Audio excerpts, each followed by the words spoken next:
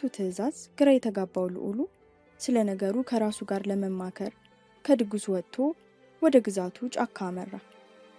የዛን ቀን ጨረቃዋ ደማቅ እና ሙሉ ነበረችና ጫካው ለመጓዝ የሚያስፈራ አልሆነበትም። ልዑሉም በሐሳብ ከራሱ ጋር እየተሟገተ አንድ ሐይቅ ጋር ደረሰ። የሐይቁ ውበት ያስደነቀው ልዑሉ ከዚህ በፊት ይህን የሚያምር ስፍራ እንዴት ሳያየው እንደቀረ ያውም የግዛቱ ሐይቅ ሆኖ እንዳመለጠው ሲደነቅና ሲገረም ቆየ። በዚህ መሃልም 7 እጅግ የሚያማምሩ ዳክዬዎች በጨረቃው ብርሃን ደምቀው ከሐይቁ እዛ ማዶ ወደ ዳርቻው ሲያመሩ ይመለከታል። ልዑሉ ሲግፍሪድም አንዷን ዳክዬ ሊያጠምዳት በቀስቱ ኢላማውን ያነጣጥር ገባ። በዚህ መሃልም ዳክዬዎቹ ወደ ሰውነት እየተቀየሩ መጡ። አይኖቹን ባለማመን የሚከናወነውን ነገር የሚመለከተው ልዑሉ ሲግፍሪድ የሚያየው ነገር